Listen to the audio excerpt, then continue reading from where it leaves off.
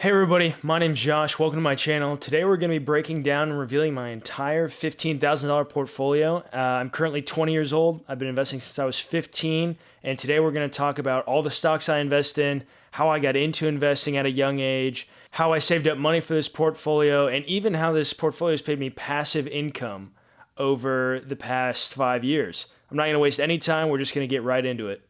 Okay, so as you guys can see, we have my Robinhood portfolio pulled up. We're currently totaling at $15,522.94. So you might think over 5 years, that's not that crazy of a number, but given that I'm 20 years old and I haven't always had all the money in the world to invest, I'm really proud of this number. I haven't been able to put any money into this portfolio in roughly a year and a half because I am a college student. So a lot of this was from investments I made in high school. And that's kind of a crazy thing. So in roughly 3.5 years, I've amassed that with appreciation, things like that. We're going to get right into what stocks I own over here. So we're going to start at the top with my largest holding being VOO. Have almost $10,000 in that currently. This makes up roughly 2/3 of my portfolio. Yeah, 65% of my portfolio, just about. Total return on this, 26%. This tracks the S&P 500, the top 500 performing companies. Essentially, you get a small piece in each one of these, in each share of this. So that's very cool. That's been great. And then my second largest holding, VGT, it is similar to the S&P 500 exchange trade fund, except this one has an emphasis on technology. And to date, it has been my best returner of 39.5%. So that is pretty awesome. And then moving down, we have Apple at 18.14 shares. My main thought behind Apple was honestly that I have an iPhone. Everyone I know has an iPhone. It's seen as a luxury item in some ways. And I just figured as a status symbol, it works. And there wasn't much more. I think their whole ecosystem really works. And my general rule for as we go through these stocks is I only try to invest in companies that I understand what they do or that I purposely use or I personally use. As you can see, that's why I don't really waste a lot of time on diversifying into individual stocks. Now, obviously, my largest holding is Apple right here in terms of individual stocks. And total return, not bad, 17.5%. But compared to the insane bull run that the market has been on, it's in hindsight it doesn't seem as crazy, but Apple is a part of VOO, so there's a little bit of double exposure there. Same with a couple of these other companies that will go down. But I do want to talk to you guys about my all-time portfolio. And so obviously when I turned 18, I switched over out of a custodial account, and so I don't have the whole graph. But as you can see at the time, so whatever it was, March of 22, at $12,433.48 is what I started with. And then for almost an entire year after investing that, I was in the red. I think my lowest being a 19.5% dip. And then once we hit about May, I believe, the end of May in 23, we start to go on this absolutely crazy tear, which is awesome because, again, I haven't really been investing in this. So all of this money, that we're up 25% in a little over 2 years, barely over 2 years. That's a good feeling. That's super cool. Moving back down the list over here, we have Home Depot at 2.26 shares. Something was happening in the world during this time when I bought a couple shares in this company. And I thought there would be a lot of home renovations. People had more time on their hands. I'm sure all of you are aware of that. And so that has proved to be an okay investment, 5% over, at least in the past 2 years. So not horrible at all. We'll take it. It definitely beats a bank account. So that's kind of my benchmark. Is if I'm beating like a high yield savings account, then that's generally a good thing. And then Starbucks, I'm a huge coffee guy, so I invested in a couple shares of that. And then Walmart, again, a college student, not a ton of money, and Walmart's cheap. It's close by, so that's good. And then these bottom two are real estate investment trusts. And so you buy a share of those and you're getting a microscopic piece of whatever these companies are holding as their investments. At one point in time, I knew what exactly they were holding, but now I don't. This portfolio, I haven't touched it in a while just because I haven't had capital to move things around. But as you can see, if you look over at my buying power here, I do have $350 that I just put in. So I have a summer internship, and so I'm starting to get paid again. And I actually, this amount is from, I'm flipping stuff on eBay. I'll have a video coming about that soon. If you guys are interested in seeing exactly how I got this money in there and my experience with eBay reselling, make sure to subscribe to the channel, and I'll tell you guys all about that.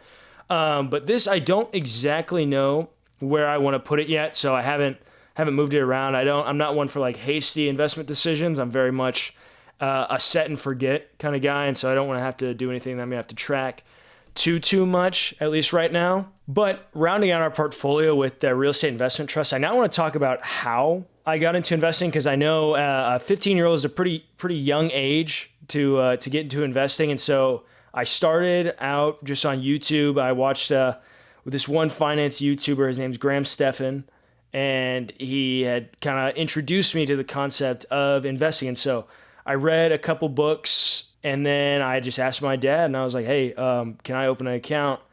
And he gave me $50, and that was the only contribution I've ever had to this account, was that starting 50. And at the time, it felt like a miraculous thing. But then I really started doing my research about, okay, what's a market return? And pretty much I just read up on a couple investments. I went mainly with the SP 500, and at the time I had a couple different holdings, which I can't remember exactly what they are now, but I know at the time there were probably some pretty silly investments as a 15-year-old. But now I want to get into exactly how I saved up this amount over 5 years, because while it's not the largest amount in the world, I'm sure a lot of people are wondering, young people or people my age, like how did I find funds to set aside for this? And I've been working before I even started investing. I started working at 15, like right when I turned 15. I was working in all sorts of different food service industries. I wasn't doing anything crazy. I think my first job paid me like $9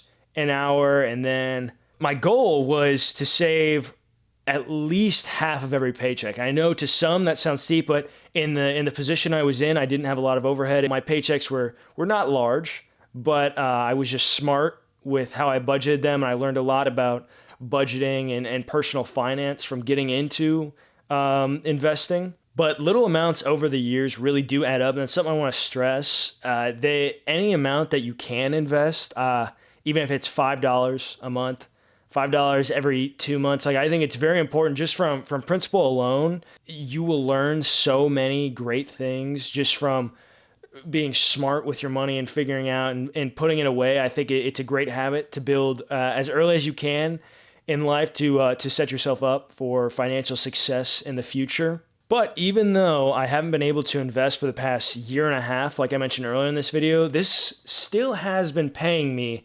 passive income every single year, every couple months actually, that since I opened this account. And it's something that I'm sure some of you have heard of. It's called dividends, and it is probably the only true form of passive income that I believe in.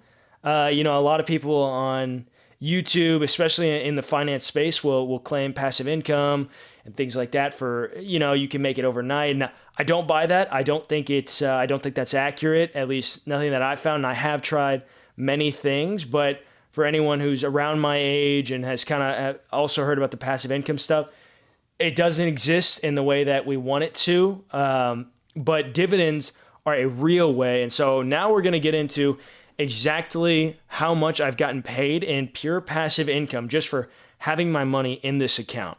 And so how dividends work, for anyone who doesn't know, it is when you buy one share of a company. So if I bought one share of Apple at its current price of $194.43, and if we come down right here to its dividend yield, as you can see, we're looking at just under 0.5% a year. So not very much in this particular situation, but if you invested $194.43 into Apple, then at the end of the year, you would have this amount, which I think is still pretty cool. Not a big amount at all, but the power really comes in when you have these dividends and you do something called a dividend reinvestment plan, or as some will call it, DRIP. DRIP is not a fancy concept at all. It is just having your dividends automatically reinvested for you by your broker. Again, Robinhood offers this. So if you're wanting to get into investing and you want to know more about dividends and stuff like that, use the link in my description to download Robinhood and you can get started. It's very easy. You'll even get some free stocks. I would highly recommend getting started as soon as possible so that your snowball of dividends can build as fast as possible. But now I'm going to break down exactly how much I got paid in dividends every single year since opening my portfolio. So starting in 2019, this is my first year of investing. I don't even think I invested a full year. In 2019, it was $12.45.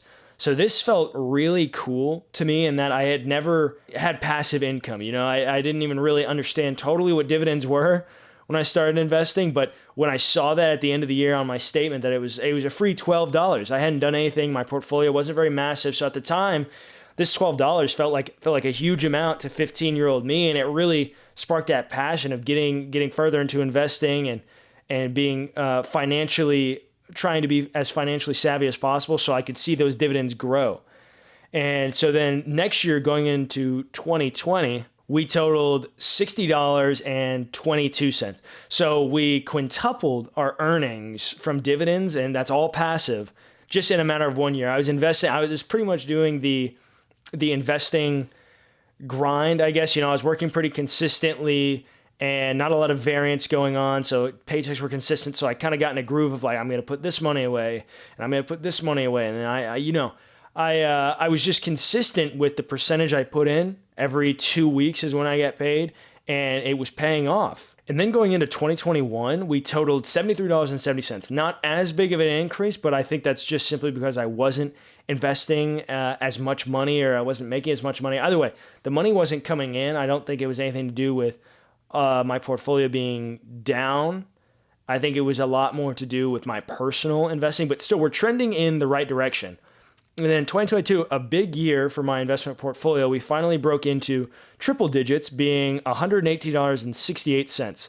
So that felt awesome to break into $100, a free $100 and change for doing absolutely nothing. And obviously I just reinvested that, so I was starting to get slightly bigger fractions of shares, and it was a good feeling. It felt absolutely insane.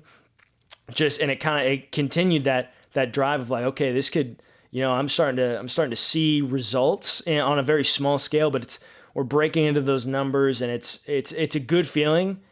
And if you started investing today, I'm sure in a couple months you'll know exactly what I'm talking about. For anyone who already is investing right now, you're very familiar with what I'm talking about. Then going into 2023, it was $180.14 for dividends for that year. So not quite $200, but again, I was in college at this time, wasn't really able to invest much. So the increase in in total dividend payout for 2023 was mainly due to stock appreciation rising. And so that's pretty awesome, and this is the power of like investing. And, in a year I've returned 11%, and I haven't invested any money in this year.